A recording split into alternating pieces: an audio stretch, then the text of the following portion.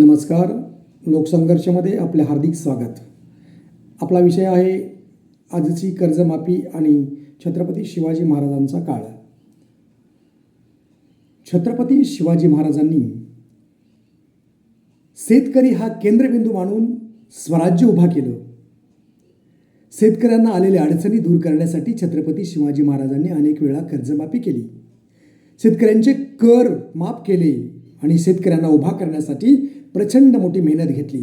कारण शेतकरी जगला तरच जग जगू शकतं, शेतकरी सुखी तर जग सुखी हा मूलमंत्र छत्रपती शिवरायांनी दिला. आजचे अनेक नेते, अनेक मंत्री संत्री सगळे छत्रपती शिवाजी महाराजांचंच नाव घेऊन मोठे झाले, पदावर गेले, लाल दिव्याच्या गाडीत गेले. परंतु छत्रपती शिवाजी महाराजांचा जो विचार होता, जी नीती होती, जो कारभार होता, तो मात्र यांना अजिबात राबवता आलेलाच नाही.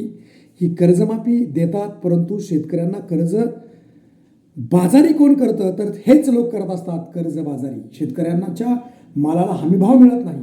शेतकरी हा कायमस्वरूपी संकटातच राहिला पाहिजे, तरच आपली दुकानं चालतील. अशा प्रकारची एक नवीन समीकरण यांनी राजकारण्यांनी उभा केल्यामुळे निश्चितच शेतकरी हा कायमस्वरूपी नागवलेला आहे, गांजलेला आहे, दरिद्री आहे आणि दुःखी आहे.